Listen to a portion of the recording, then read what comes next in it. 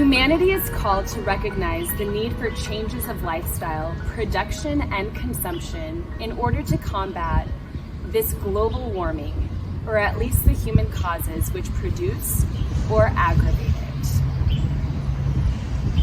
A reading from the Holy Gospel according to Luke. The parable of the rich fool.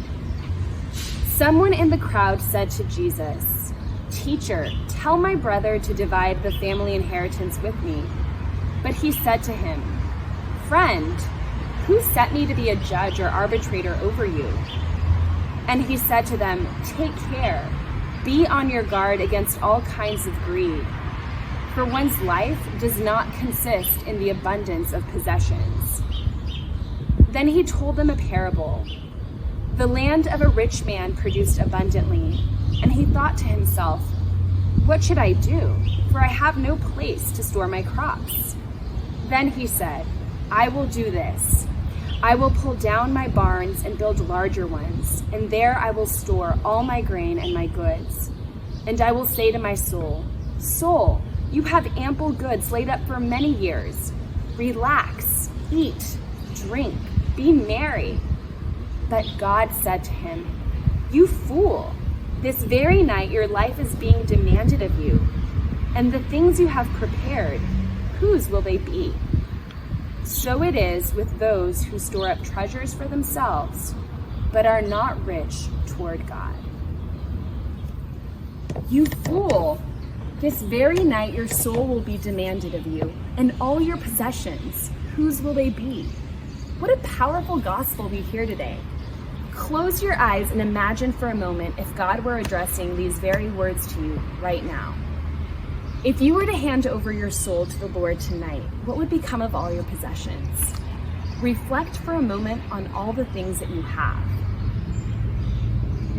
We are living today in a throwaway society, as Pope Francis calls it. In fact, 70% of all greenhouse gas emissions come from the production and implementation of products, things used for fashion, transportation, etc. The average American throws away 4.6 pounds of trash every day. That equates to 1,600 pounds of waste per person every year. Scientists predict by the year 2050 there will be more plastic in the ocean than fish. That is truly a throwaway society.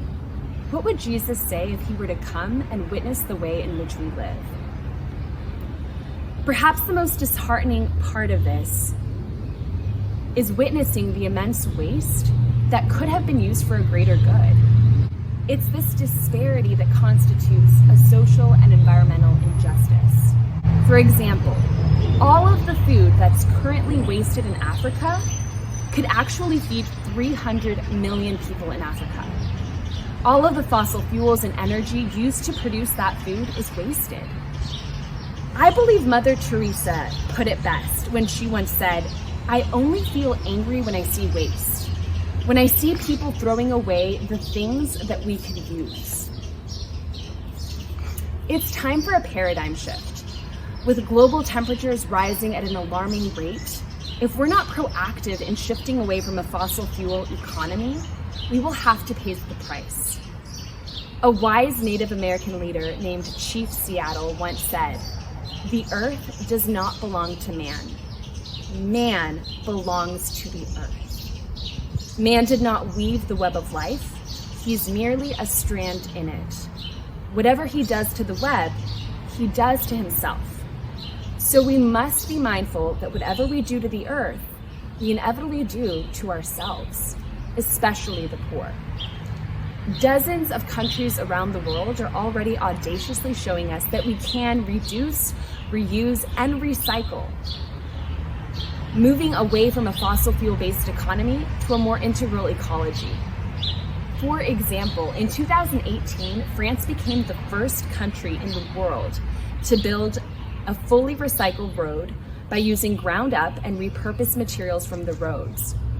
And in 2016, they became the first country to ban supermarkets from throwing away good quality but unsold food. And they required that they instead donate that to charity or food banks. How amazing and inspirational. And to give a simpler example on an individual level, Lauren Singer showed the whole world that we can minimize our ecological footprint when she switched to a zero waste lifestyle. And she fit 1 year's worth of trash in a single mason jar. Thank you, Lauren Singer, for showing us that we can live an integral ecology. It seems impossible at first, but in solidarity and with firm faith in the Lord, this can be achieved.